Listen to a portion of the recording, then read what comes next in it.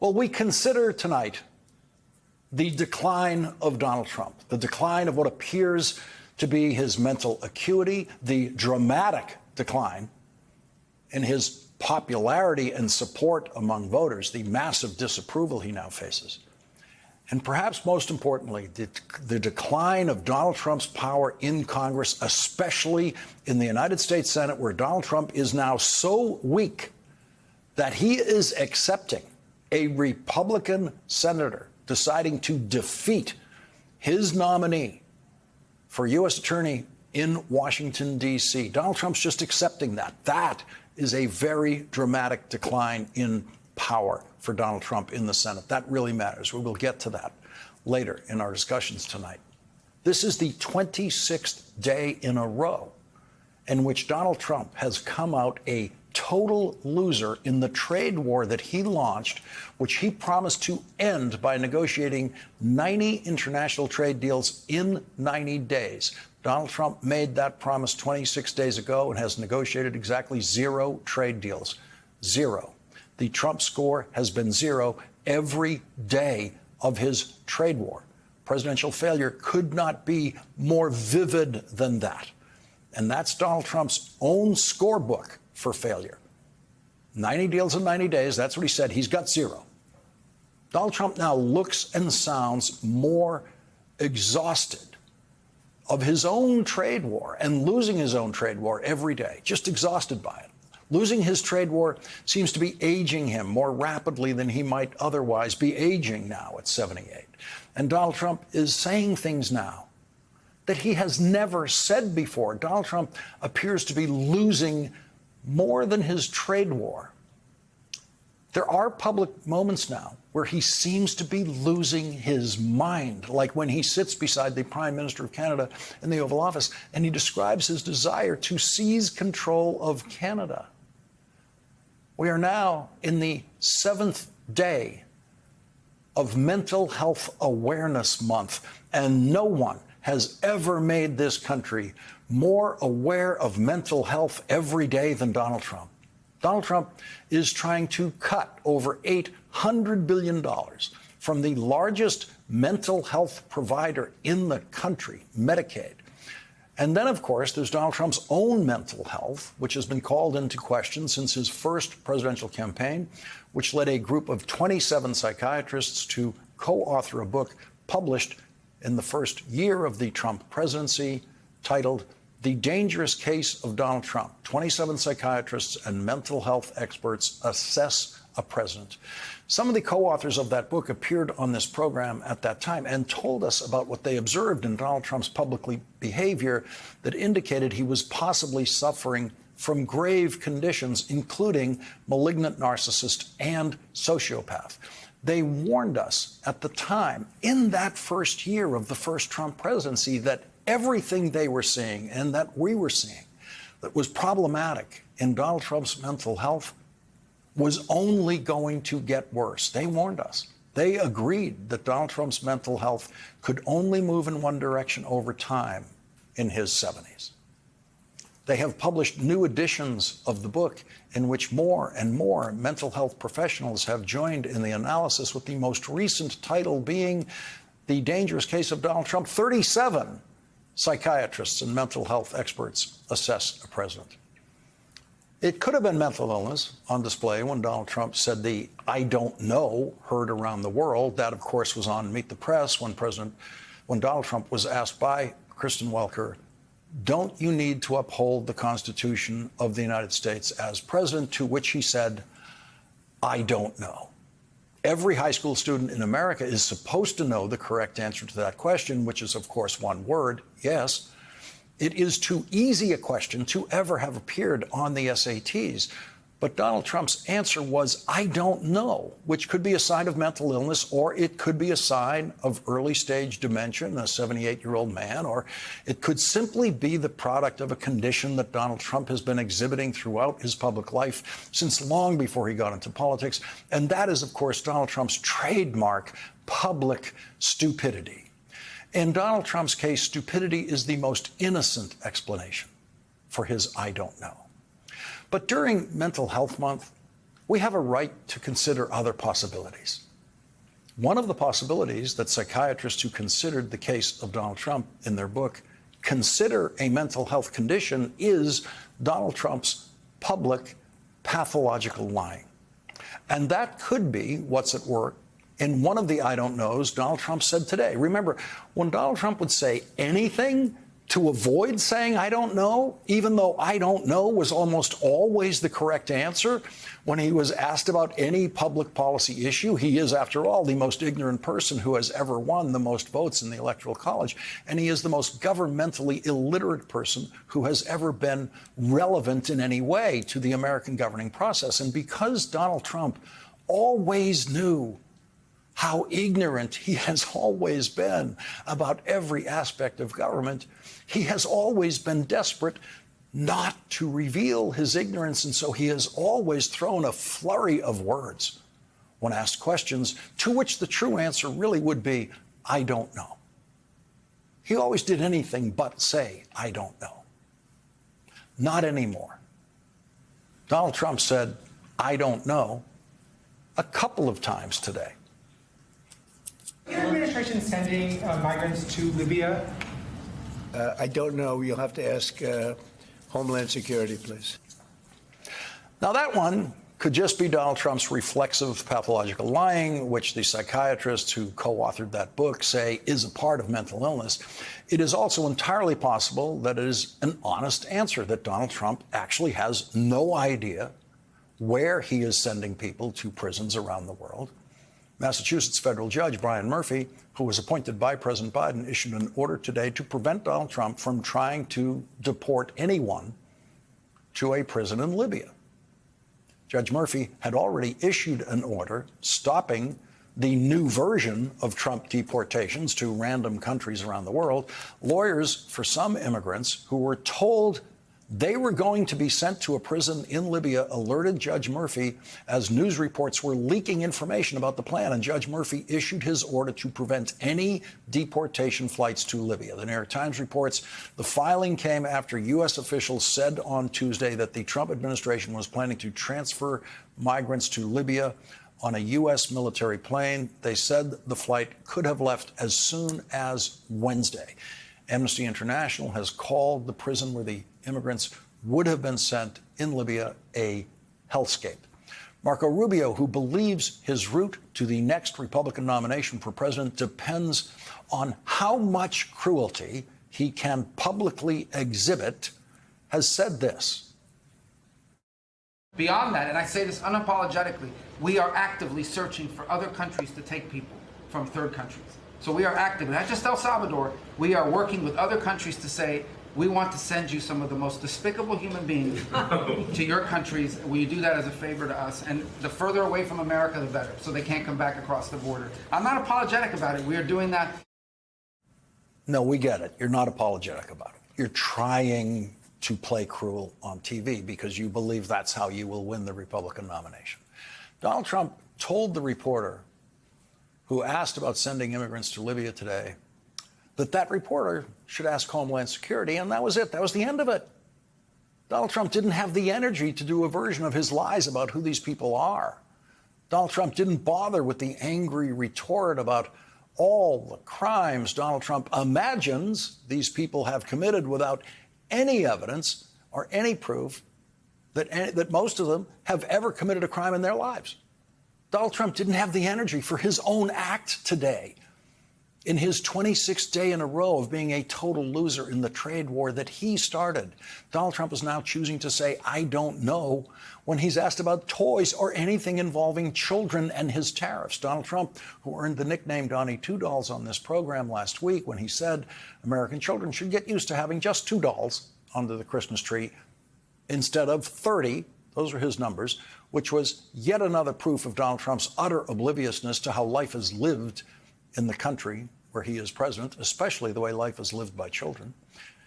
Even Donald Trump could understand how bad the public reaction was to his 2 dolls idiocy. And so in his next attempt with that sort of question, all he did was raise the number of dolls to 3 or 4 or 5. Those are the numbers he said were possible. And while he was at it, he threw in pencils. No one asked him about pencils, but he said kids should get used to having only 5 pencils instead of, and again, this is a Trump number, 250 pencils, which again demonstrates Donald Trump's utter obliviousness to the life of the American child. On Meet the Press, Donald Trump was outraged at being asked about the rising price of strollers. Tires, strollers, some clothing in the wake of your tariffs. Excuse me, that's peanuts compared to Well- energy. Energy is 60% of the cost. But, sir, you energy is the big. you campaigned on a promise to bring prices down on day Well, I don't know. When one. you say strollers are going up, what kind of a thing? And then he changed the subject. Strollers, what kind of a thing? Question mark. Then he changes the subject. It really sounded like he doesn't know what a stroller is. That's what he meant by what kind of a thing, which is entirely possible. Because even before Donald Trump entered this period of what appears to be possible neurological decline, he lived the kind of rich, ultra self-centered, oblivious life that could make him not know what the word stroller means. That's possible. And later, on that day, on Sunday, on Air Force One, it sure sounded like the word stroller really isn't in Donald Trump's vocabulary. Inflation's down, all costs are down, everything is down, other than, as Tristan said, the thing that you carry the babies around in, but that's up 3%. The thing that you carry the babies around in. That's what he just said. It's going up a lot more than 3%, by the way, the thing that you carry the babies around in. Donald Trump wants you to pay more than double for a stroller, 150% more, 145% if it's imported from China. So if you're pregnant right now, tonight, you might not be able to afford a stroller when you really need one. And even if you can't afford one, no matter what the price turns out to be, you might not be able to get one in this country thanks to Donald Trump. The Washington Post reports virtually every car seat, stroller, bassinet, and changing table sold in the U.S. is made in China, making the children's products industry among the most vulnerable to fast rising costs and shortages. But with new tariffs more than doubling the cost of Chinese imports, prices on baby necessities are rising fast, and manufacturers and retailers are suddenly slamming on the brakes, halting months' worth of shipments that economists warn will lead to shortages of strollers, cribs, and other necessities as early as this month. If you're pregnant and your due date is in June or later, Donald Trump is going to make your life more difficult.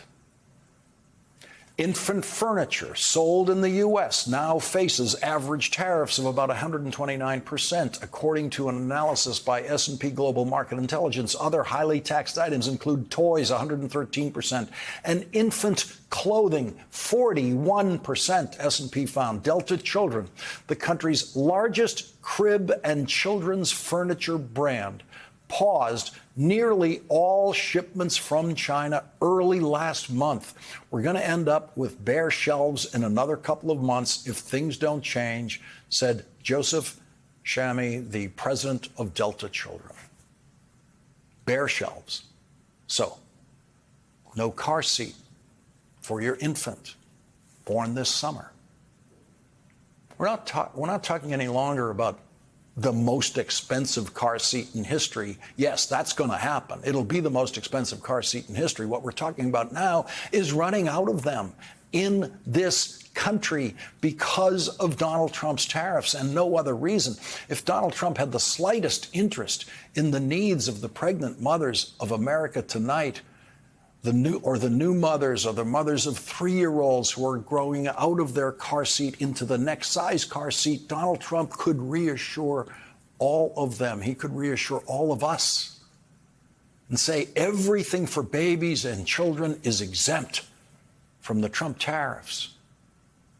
But you know what he said to those mothers and those fathers? You know what he actually said about this?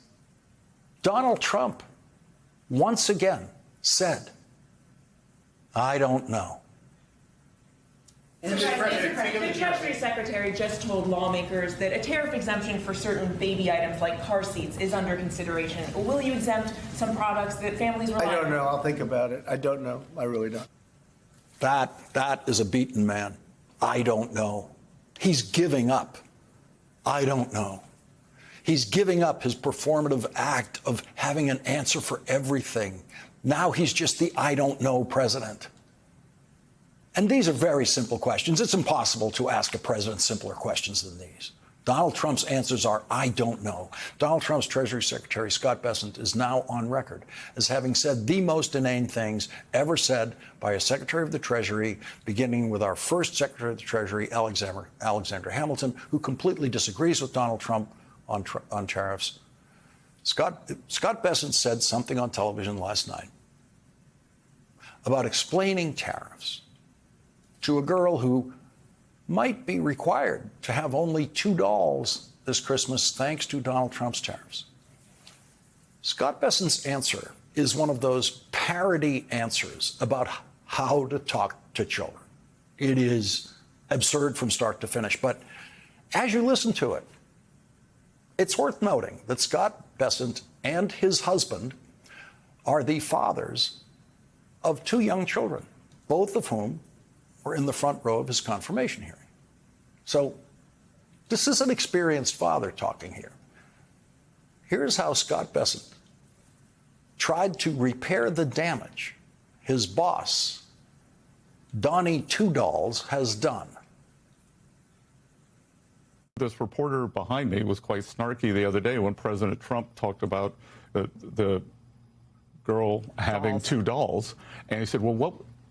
President didn't take the question, but he said, what would you tell that girl? I said, I would tell that young girl that you will have a better life than your parents, that you and your family, thanks to President Trump, can now be confident again that you will have a better life than your parents, which working class Americans had abandoned that idea. Your family will own a home.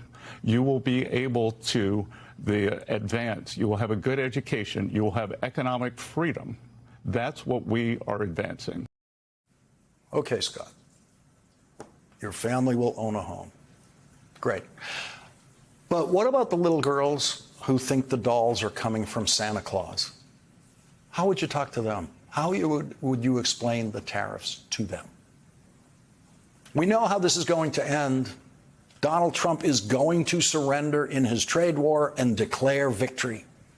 Donald Trump is claiming that at the White House tomorrow they will announce, quote, a major trade deal with representatives of a big and highly respected country. So on day 27, when Donald Trump is supposed to have completed 27 trade deals, he's now claiming he will have completed 1, and that will not even be true. Whatever is announced in the Oval Office tomorrow will not be a trade deal.